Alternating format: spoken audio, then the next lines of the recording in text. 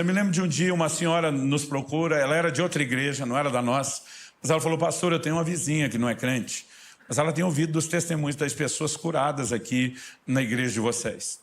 E ela está assim com muita fé que Deus quer usar o senhor na vida dela para curá-la. Mas ela não está em condições de vir. Será que o senhor poderia ir até lá? Falei: claro, nós vamos combinar o horário da visita, a senhora nos acompanha, nós vamos um time lá e nós vamos orar com essa mulher e pode dizer para ela que eu também estou botando fé, que Jesus vai fazer algo para ela. Só esqueci de perguntar o que ela tinha. Como se dependesse disso, para a gente saber se Deus pode ou não fazer. Mas tratei com a maior naturalidade. Quando eu chego lá, eu descubro por que a mulher não podia ir para a igreja.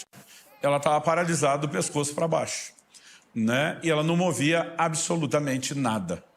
Eu primeiro engoli seco, porque a gente tem mania de achar que tem milagrinho e milagrão. E eu pensei: esse vai ser um milagrãozão. Mas a gente tem mania de achar que para Deus tem grau de dificuldade. Se Ele é o Todo-Poderoso, não existe grau de dificuldade. A única fração de grau que você vai encontrar na Bíblia é de facilidade. Quando Jesus fala para um paralítico: perdoados estão os teus pecados, e o povo começa a murmurar, Jesus diz o que é mais fácil. Dizer perdoado, ele não pergunta o que é mais difícil, o que é mais fácil. Dizer perdoados são os teus pecados, ou levanta e anda. Para que vocês saibam que o Filho do Homem tem na terra autoridade para perdoar pecados, eu digo a você: levanta e anda. E o homem levantou e andou. Eu acho o máximo ele perguntar o que é mais fácil. Então ele está dizendo: você quer ter uma mudança de grau aí, não pensa em grau de dificuldade, pensa de facilidade.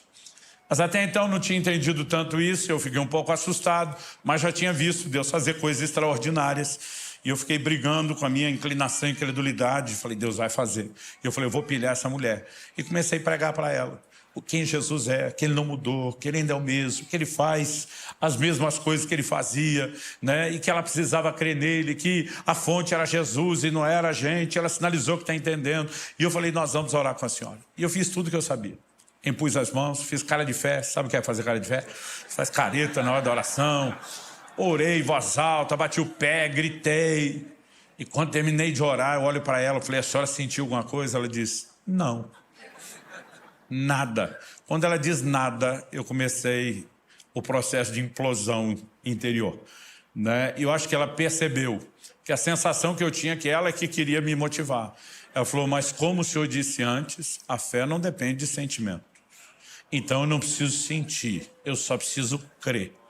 Ela falou: pode não ter acontecido nada agora, mas de repente amanhã eu vou acordar e descobrir que eu estou mexendo.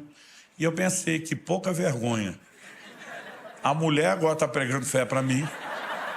Só que eu estava tão chateado que Deus não fez, que eu nem terminei de pregar o evangelho para ela. Eu fui embora, não fiz apelo, nada disso. E no caminho eu já fui brigando com Deus. Eu falei: eu quero que o senhor saiba que eu estou de greve. Eu não oro mais pelos doentes.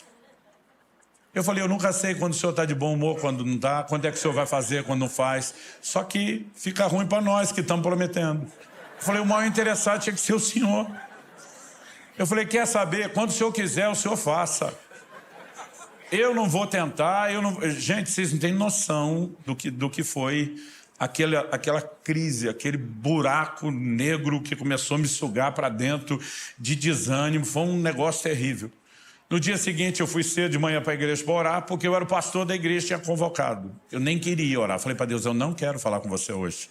Eu não estou com vontade, eu estou chateado, eu estou em crise e eu vou porque eu convoquei a reunião. Como se eu não falasse, ele não soubesse, de qualquer forma, né? Mas depois do tempo de oração, eu lembro que tínhamos um grupo de irmãos, a gente conversou um pouquinho, nós tomamos um café da manhã juntos, e daqui a pouco eu fui para o escritório, e quem que aparece? Aquela irmã que tinha me levado a orar com a vizinha. Quando ela chegou, eu só pensei: você de novo? Não. Ela falou: pastor, que bom que o senhor está aqui logo cedo, porque eu trouxe uma pessoa que quer te ver. E eu não pensei que pudesse ser o que aconteceu. Só imaginei, ela me arrumou outra encrenca. Eu posso chamar a pessoa? Eu falei: claro. E ela sinaliza: quem que entra na sala andando sozinha, sem ajuda de ninguém? A mulher que eu tinha orado.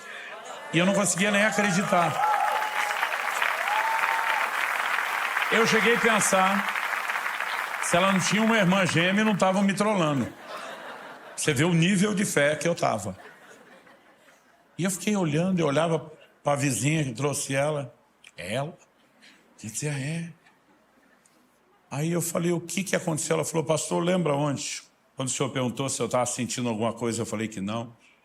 Mas que pode ser que eu acordasse me mexendo. Ela disse, foi exatamente o que aconteceu hoje. A hora que eu abri os olhos, eu fiz um movimento de espreguiçar. Eu vi que eu estava mexendo, eu vi que eu mexia tudo. Eu sentei na cama, eu me beliscava, não era nem só para sentir a dor, era para ver se eu estava acordado.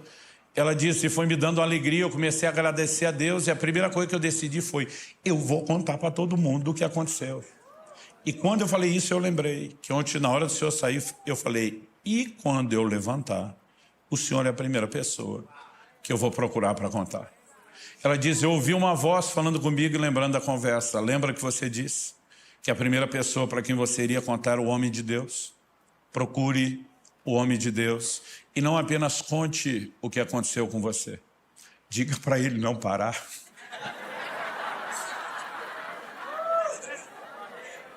Diga para ele não desanimar.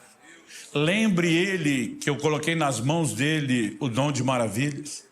Diga para ele que ele ainda vai ver o cego enxergar, o surdo ouvir, o mudo falar, o coxo andar e o morto ressuscitar. Eu estou pensando, peraí, essa é a mulher que eu ainda não fiz o apelo para aceitar Jesus, que está me evangelizando de volta. Sabe, eu fiquei com a vergonha. E eu tomei uma decisão naquele dia, eu falei, Jesus, eu não entendo mesmo quando é que vai acontecer, quando não vai acontecer, por que é que tem hora que a coisa flui, por que que não. O importante é que volta e meia vai acontecer. Eu espero que no caminho eu vá aprendendo, que eu vá entendendo, mas eu estou terminando a greve. Eu estou de volta no jogo.